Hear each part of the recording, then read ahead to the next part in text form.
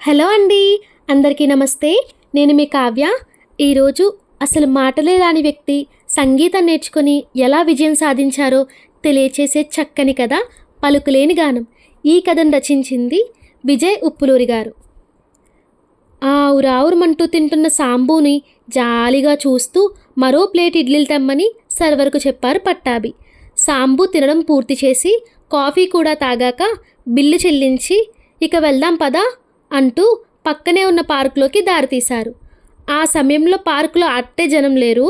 ఒక ఖాళీ బెంచి మీద కూలబడుతూ సాంబును కూడా కూర్చోమని సైగ చేశారు. ఇక చెప్పు, నువ్వెవరు, ఎక్కడి నుంచి వచ్చావు అనునయంగా అడిగారు.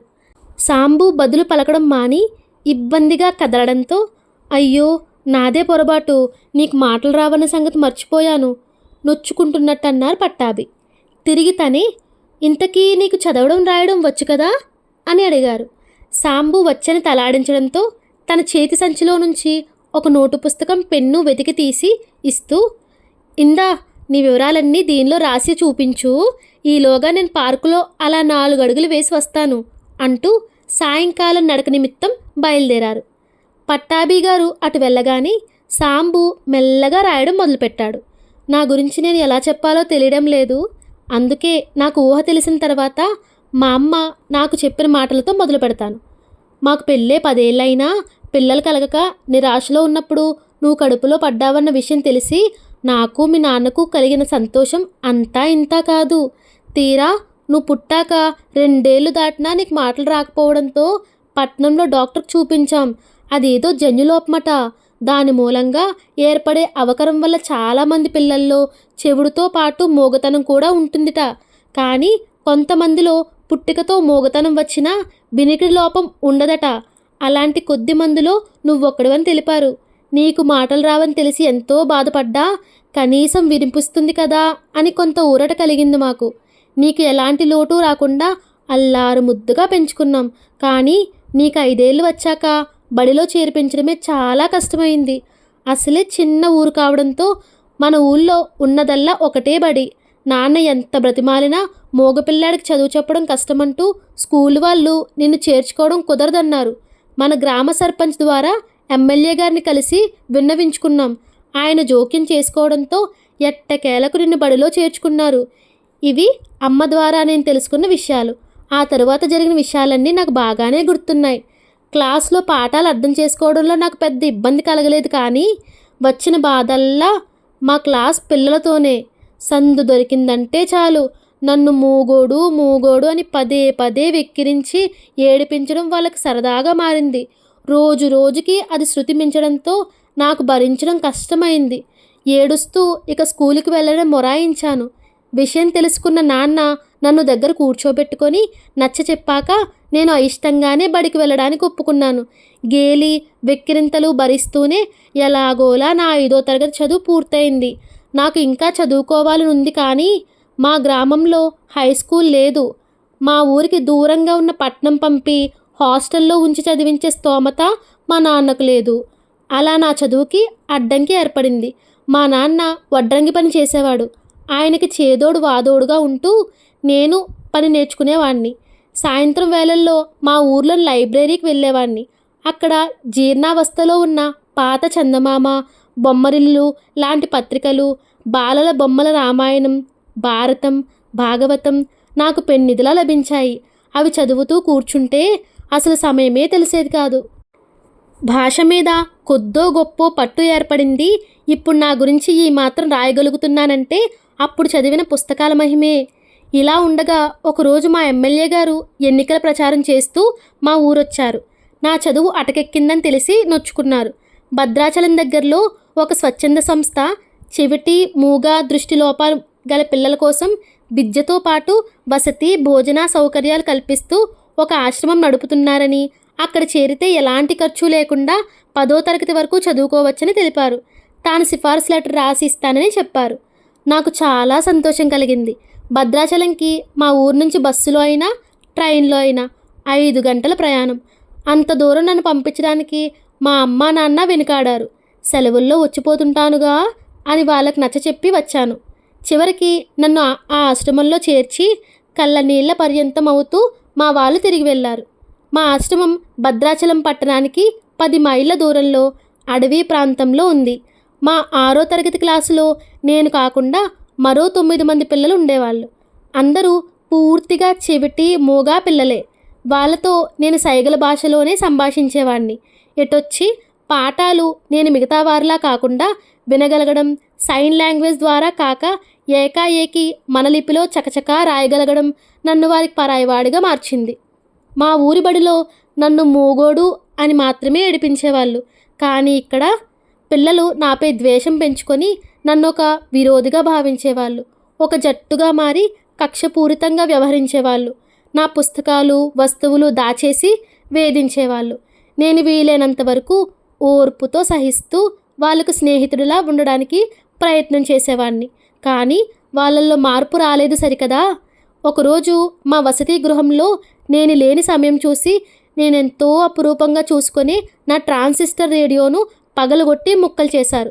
నాకు సంగీతం అంటే ఎంతో ఇష్టం కనుక ఆ బుల్లి ట్రాన్సిస్టర్ నేను ఇక్కడికి వచ్చేటప్పుడు మా నాన్న కొనిచ్చారు. అది ఇంకా నాకు లేదని తెలిసాక నా దుఃఖానికి అంతు లేకుండా పోయింది. ఒక్క పరుగున మా ఆశ్రమం వెనక వైపున్న అడవికి దగ్గరలో ప్రవహించే ఏరువైపు పరుగు తీశాను. నేను ఆశ్రమానికి వచ్చిన తొలినాళ్ళ నుంచి మా అమ్మ నాన్న గుర్తొచ్చి గుబులుగా అనిపించినప్పుడల్లా చాటుగా వచ్చి ఆ ఏటిగట్టును కాసేపు కూర్చొని చెట్ల మీద పక్షుల కిలకిల రావాలు వింటూ ఊరట చెందడం అలవాటైంది. ఆ రోజు ఏటిగట్టున ఒంటరిగా నా దీనస్థితిని తలుచుకొని విలపిస్తున్న సమయంలో దూరంగా చెట్ల కొమ్మల మధ్య కుహూ కుహూ అంటూ తీయని కోయల కూత వినబడింది. వీణులకింపైన ఆ కోయల గానం విని నేను పరవశానికి లోనయ్యాను. నేను అనుభవిస్తున్న బాధకు ఉపశమనం లభించినట్లు అనిపించింది. నాకలా సాంత్వన కలిగించిన కోయలకు కృతజ్ఞతలు చెప్పాలనిపించింది. కానీ ఎలా? మాటలు రాని నేను ఎలా వ్యక్తం చేయగలను? సరిగ్గా అప్పుడే అదే క్షణంలో నా జీవితం మలుపు తిరగడానికి కారణభూతమైన చిత్రమైన కోరిక నాలో మొలకెత్తింది. కోయిల స్వరాన్ని నేను అనుకరించగలిగితే అంతే. ఒక్క క్షణం ఆలస్యం చేయలేదు నేను. సాధ్యాసాధ్యాల గురించి తలంపు లేకుండా ఏదో అజ్ఞాత శక్తి ప్రేరేపించినట్లు సర్వ సాధనకు పూనుకున్నాను. నా క్రింది పలువరుసను నాలుకతో అదిమి పట్టి 2 పెదాలు దగ్గరకు చేర్చి సున్నాలా చుట్టి పెదాల మధ్య ఏర్పడ్డ సన్నటి సందుగుండా గట్టిగా ఊది ప్రయత్నించాను. శబ్దం ఏదీ రాలేదు. గాలి మాత్రం బయటకు వచ్చింది. నేను నిరాశ చెందలేదు. మళ్ళీ ప్రయత్నించాను. ఫలితం శూన్యం. నేను పట్టు విడవలేదు. ప్రయత్నం కొనసాగించాను. చిట్ట చివరికి నా పెదాల మధ్య నుంచి శబ్దం సన్నగా వెలువడింది. రెట్టించిన ఉత్సాహంతో నా ప్రయత్నం ముమ్మరం చేశాను. ఫలితంగా నా నోటి నుండి వెలువడిన శబ్దం క్రమేపీ పెరుగుతూ ఈలగా పరివర్తన చెందింది. సాధించిన దానితో సంతృష్టి చెందక నా కృషిని కొనసాగించాను. సునాయాసంగా ఈలవేయడం వచ్చాక కోయిల స్వరాన్ని అనుకరించేందుకు పూనుకున్నాను. ఎట్టకేలకు నా ప్రయాస ఫలించింది. కోయిల స్వరాన్ని పూలిన కుహూ శబ్దాన్ని నా నోటి నుంచి పలికించగలిగాను. నా జీవితంలో మరుపురాని గడియది. అవధులు దాటిన ఆనందంతో అంబరాన్ని తాకిన అనుభూతి స్వంతం కాగా మైమరిచిన నా కళ్ళ నుంచి కన్నీటి ధార పెళ్ళుబికింది. నేను బాధలో ఉన్నప్పుడు తన్నుకొచ్చిన అశ్రువుల్లాంటివి కావవి. నేను కథల్లో చదివిన ఆనంద బాష్పాలు ఇవేనని నాకు గ్రాహ్యమైంది. అంతవరకు నేను పడుతున్న తంటాలను పట్టించుకోకుండా నిర్విరామంగా తన గానాన్ని వినిపిస్తున్న కోయిల నా కుహూనాదం విని ఉలిక్కిపడిన దానిలా ఒక్కసారిగా మౌనం దాల్చింది. నా చెంపల మీదకి కారుతున్న బాష్పధారల్ని తుడుచుకుంటూ మరోమారు ఈలతో కుహూ స్వరాన్ని పలికించాను. మరో కోయిల పోటీకి వచ్చిందనుకుందేమో. కోయిల తను తగ్గేదే లేదన్నట్టు కుహూ కుహూ అంటూ రాగం తీసింది. నేను నా ఈలతో ప్రతిస్పందించాను. ఇక చెప్పేదేముంది? మేమిద్దరం పోటీగా కుహూ కుహూ రాగాలు తీస్తుంటే చీకటి పడిన సంగతే తెలియలేదు. కోయిల నాకు వీడ్కోలు పలికి తన గూటికి చేరినా నాకు వసతి గృహానికి వెళ్ళాలనే ధ్యాసే లేకుండా పోయింది. నా ఈల వివిధ రీతుల్లో పలికించడం సులువుగా మారిన తర్వాత ఈలను పాటగా మలచాలనే ఆలోచన మదిలో మెరిసింది. మరి తొలి ప్రయత్నంగా ఏ పాటను ఎంపిక చేసుకోవాలన్న ప్రశ్న ఎదురైంది. నిజానికి చిన్నప్పటి నుంచి వింటున్న ఎన్నో సినిమా పాటల బాణీలు నా మస్తిష్కంలో నిక్షిప్తమై ఉన్నాయి. ఎంతో తర్జనా భర్జనా పడ్డ పిదప అవేవీ కాదనుకుని మొట్టమొదటిసారిగా బడిలో ఎన్నోసార్లు విన్న మా తెలుగు తల్లికి మల్లెపూ దండ పాటను ఎంచుకున్నాను. ప్రయత్నం మొదలుపెట్టాక అర్థమైంది ఈలను కావాల్సిన సరళిలో రాగబద్ధమైన పాటగా మలచడం అనుకున్నంత సులభం కాదని, అయినా దీక్షగా సాధనలో నిమగ్నమయ్యాను. చిట్ట చివరకు అర్ధరాత్రి సమయానికి విజయం సాధించాను. ఆ నిశిదిలో హృద్యమైన వేణుగానాన్ని తలపించేలా సాగిన నా ఈలపాటలోని మాధుర్యానికి నా చుట్టూ ఉన్న చెట్టు చేమ పులకించి తలలూపుతున్న భావన కలిగింది. ఇక వరుసగా నాకు నచ్చిన శ్రావ్యమైన సినిమా పాటల బాణీలు ఈలపాటలుగా ఆలపించడంలో నిమగ్నమై కృతకృత్యుణ్ణి అయ్యాను. ఏ సంగీత బాణీనైనా చెవులకింపైన ఈలపాటగా మలచి అలా ఓకగా ఆలపించగలిగే సామర్థ్యం నా సొంతమైందని అర్థమైంది. అలా పాడుతూ పాడుతూ అలసి సొలసి ఎప్పుడు నిద్రాదేవుడిలోకి జారుకున్నానో తెలియదు. తెల్లవారాక నన్ను వెతుకుతూ వచ్చిన ఆశ్రమ సిబ్బంది లేపితే మెలకు వచ్చింది. వాళ్ళు నన్ను తీసుకెళ్లి ఆశ్రమ అధికారుల ముందు నిలబెట్టారు. అనుకోకుండా ఆశ్రమం అవతల ఉన్న అడవిలోకి వెళ్ళి దారి తప్పానని, తిరిగి రావటం తెలియలేదని కథలల్లి చెప్పాను. ఇంకెప్పుడు అలా అడవిలోకి వెళ్ళరాదని మందలించి సరిపెట్టారు అధికారులు. నేను తిరిగి మా వసతి గదిలోకి వెళ్ళేసరికి నా సహ విద్యార్థులందరి ముఖాల్లో అపరాధ భావన కొట్టొచ్చినట్టు కనిపించింది. అందరూ నా చుట్టూ చేరి నా ట్రాన్సిస్టర్ పగలగొట్టింది తామేనని, తమ తప్పును మన్నించమని సైగలతో వేడుకున్నారు. నాకు మరో ట్రాన్సిస్టర్ కొనిపెడతామని వాగ్దానం చేశారు. వాళ్ళల్లో కలిగిన పరివర్తనకు నేనెంతో సంతోషించాను. ఆ రోజు నుంచి వాళ్ళు నాతో స్నేహంగా మెలగడమే కాకుండా అన్నమాట ప్రకారం వాళ్ళు దాచుకున్న డబ్బులోంచి తలా కొంత వేసి మా వసతి గృహానికి సరుకులు తెచ్చే వ్యాన్ డ్రైవర్ చేత భద్రాచలం నుంచి నాకొక చిన్న ట్రాన్సిస్టర్ తెప్పించి ఇచ్చారు. తెలియకుండానే రోజులు గడుస్తున్నాయి. మధ్యలో ఒకసారి మాత్రం మా అమ్మ నాన్న వచ్చి నన్ను చూసి వెళ్ళారు. నా చదువు సాఫీగానే సాగింది.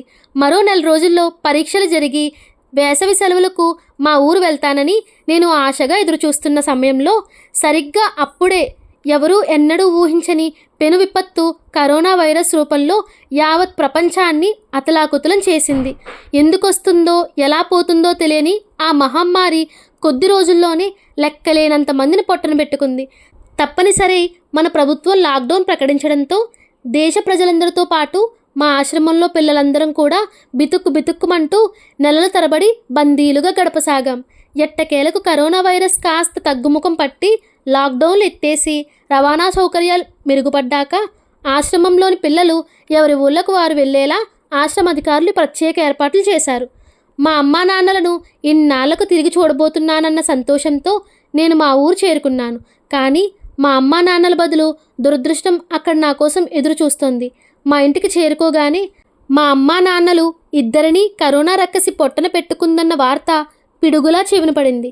మా ఊరిలో కరోనా బారిన పడి మరణించిన ఇతరులతో పాటు మా అమ్మా నాన్నలకు కూడా సామూహిక దహన సంస్కారాలే గతయ్యాయని తెలిసి హతాశుణ్ణి అయ్యాను.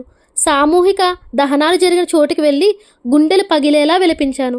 పిచ్చి పట్టిన వాడిలా రోజుల తరబడి ఆ ప్రదేశం చుట్టుపక్కలే తిరుగుతూ గడిపేవాణ్ణి.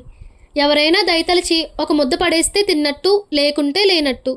చివరికి దుఃఖాన్ని దిగమింగి మా ఇంటి 4 గోడలు పక్కింటి కామాక్షమ్మ గారికి అప్పగించి మా ఆశ్రమం దారి పట్టాను.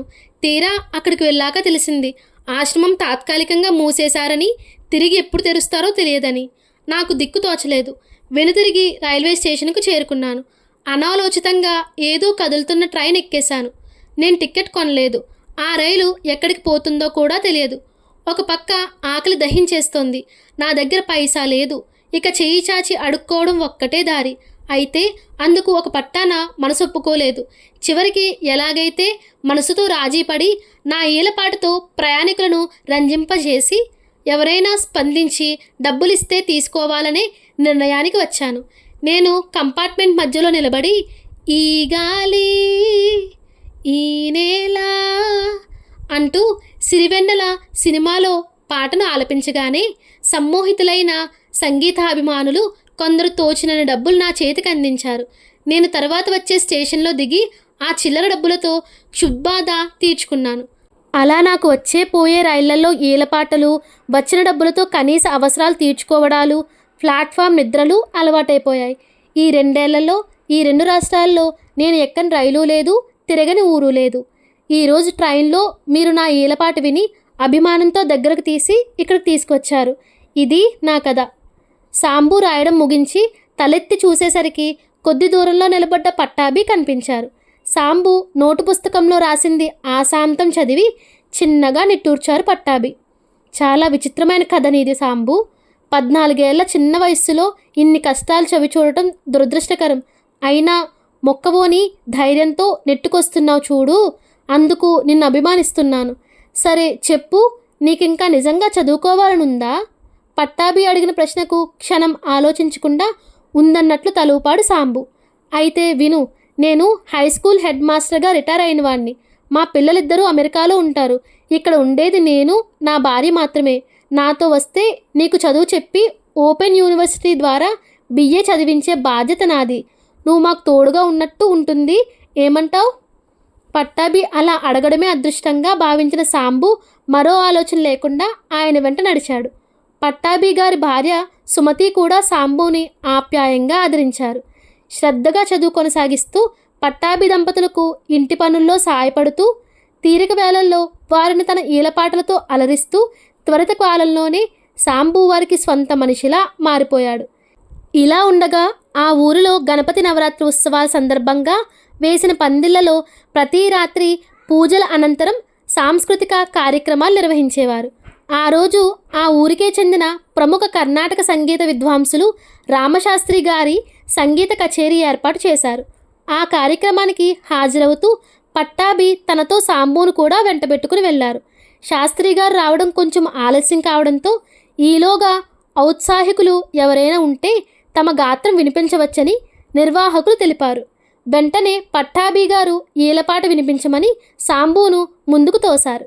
కొంత బిడేపడుతూనే స్టేజీ మీదకు వెళ్ళిన సాంబు, నను పాలింపగ నడచివచితివా అంటూ ఆలపించిన ఈలపాటకు కరతాళ ధ్వనులతో అభినందనలు తెలిపిన శ్రోతలు మరికొన్ని పాటలు పాడాల్సిందిగా ప్రోత్సహించారు.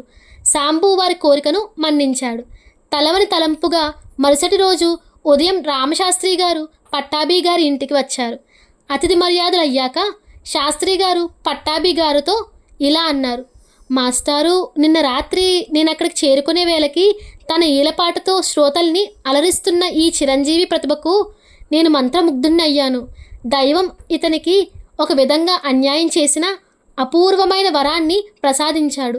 మీకు అభ్యంతరం లేకపోతే ఇతనికి శాస్త్రీయ సంగీతంలో మెలకువలు నేర్పడానికి నేను సిద్ధంగా ఉన్నాను. అంతకన్నానా మహాభాగ్యం అంటూ పట్టాభి సాంబు వైపు చూశారు. వెంటనే శాంబు శాస్త్రి గారికి సాష్టాంగ నమస్కారం చేశాడు. శాస్త్రి గారు అతన్ని ఆశీర్వదిస్తూ, చూడు బాబు, సంగీత సాధన తోడైతే ఈలపాట రఘురామయ్య వంటి ప్రజ్ఞావంతుల కోవలోకి చేరే ప్రతిభ నీకుంది. మంచి రోజు చూసి సంగీత పాఠాలు మొదలు పెడతాను అన్నారు. అన్న మాట ప్రకారం శాస్త్రి గారు పాఠాలు మొదలుపెట్టిన 2 ఏళ్ల కల్లా ఏకసంతాగ్రాహి కావడంతో పాటు శ్రద్ధాశక్తులు తోడవడంతో సాంబు కృషి కీర్తనలను నేర్చుకునే వరకు వచ్చింది. ఒక శుభోదయాన శాస్త్రి గారు ఒక పత్రికా ప్రకటన తెచ్చి పట్టాభి గారికి సాంబుకి చూపిస్తూ, ప్రముఖ సినీ దర్శకులు గౌరీనాథ్ త్వరలో పృథ్వీరాజా సంగీత దర్శకత్వంలో రూపొందిస్తున్న చిత్రంలో ఏలపాట పాడే వ్యక్తిదే ప్రధాన పాత్రని, ఆ పాత్రకు ఏలపాటలు ప్లేబ్యాక్ పాడడానికి ప్రతిభావంతుడైన యువ కళాకారుణ్ణి ఎంపిక చేయడానికి విజయవాడలో ప్రాథమిక స్థాయి పోటీలు నిర్వహిస్తున్నారని, ఎంపిక చేసిన 10 మందికి హైదరాబాద్లో పేరొందిన సినీ సంగీత దర్శకుల న్యాయ నిర్ణేతలుగా ఫైనల్ పోటీ నిర్వహించి విజేతను నిర్ణయిస్తారని తెలిపారు.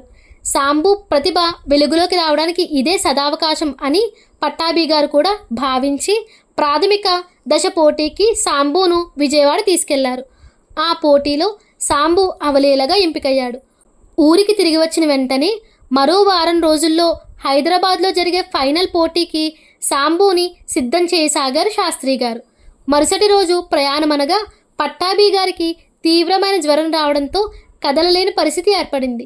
శాస్త్రి గారు వయోభారం కారణంగా ప్రయాణాలకు దూరంగా ఉన్నారు. ఎన్నో ఊళ్ళు తిరిగిన వాడిని హైదరాబాద్ వెళ్ళి రావడం తనకొక సమస్య కాదని సర్ది చెప్పి సాంబు హైదరాబాద్ ట్రైన్ ఎక్కాడు. కానీ ఉదయం 7 చేరాల్సిన రైలు 3 గంటలు ఆలస్యమై 10 గంటలకు కానీ హైదరాబాద్ చేరుకోలేదు. ప్రముఖ ఆడిటోరియంలో 10 గంటలకే పోటీ ప్రారంభం కానున్నది కనుక సాంబులో ఆందోళన పెరిగింది. చకచకా స్టేషన్ నుండి బయటకు వచ్చి అప్పుడే వచ్చి అంత దూరంలో ఆగిన ఆటో వైపు పరుగు తీస్తుండగా వేగంగా వచ్చిన స్కూటరిస్ట్ ఢీ కొట్టడంతో ఎగిరి అంత దూరంలో పడ్డాడు. కాళ్ళు చేతులతో పాటు నుదుటికి కూడా దెబ్బలు తగిలాయి. క్రింది పదివి సైతం చిట్లి రక్తం వచ్చింది. అతి కష్టం మీద లేచి కూర్చోగలిగాడు సాంబు. ఎవరో వచ్చి లేపి బ్యాగ్ చేతికందించి ఆటో ఎక్కించారు. తగిలిన గాయాల కన్నా పోటీకి సకాలంలో చేరలేకపోతున్నానన్న బాధ అతన్ని అమితంగా వేధించసాగింది. సరిగ్గా అతను ఆడిటోరియంలో అడుగు పెడుతుండగా చిట్ట చివరి అభ్యర్థిగా అతని పేరు అనౌన్స్ చేయడం వినిపించింది. ఒంటి నిండా గాయాలతో దుమ్ము కొట్టుకుపోయిన దుస్తులతో కుంటుతూ వస్తున్న అతన్ని నిర్వాహకులు వింతగా చూస్తుండగా స్టేజ్ పైకి చేరి మైక్ ముందు నిలబడ్డాడు సాంబు. తనను తాను నిరూపించుకోవాలన్నా, తన గురువుల నమ్మకాన్ని నిలబెట్టాలన్నా ఇది పరీక్షా సమయం అని అతనికి తెలుసు. అందుకే సలుపుతున్న శారీరక గాయాల్ని లెక్క చేయక చిట్లిన పెదవి పెడుతున్న మంటను ఓర్చుకుంటూ గుండెల నిండా గాలి పీల్చుకొని వదిలాడు. తన ఉచ్ఛ్వాస నిశ్వాసలు ఫనంగా పెడుతూ కార్యసాధనకు ఉపక్రమించాడు. కానీ ఆ పోటీలో పాడడానికి ముందుగా సాధన చేసిన పాట కాకుండా అతని ఆవేదనకు అద్దం పడుతున్నట్లు నగుమోము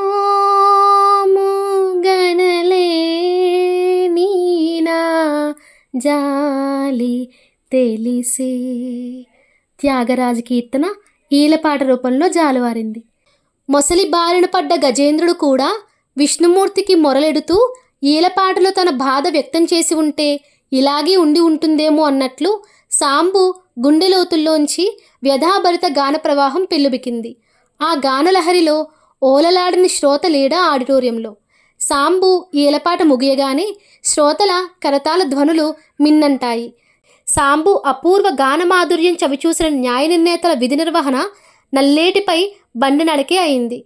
మరికొద్దిసేపటిలోనే సభికుల హర్షధ్వానాల మధ్య సాంబును విజేతగా ప్రకటిస్తూ నిర్ణయం వెలువడింది. అంతులేని ఆనందంతో చెమర్చిన సాంబు కళ్ళ ముందు తన విజయానికి కారకులైన పట్టాభి దంపతులు శాస్త్రి గారు మెదిలారు. మనసులోనే వారికి నమస్కరించాడు.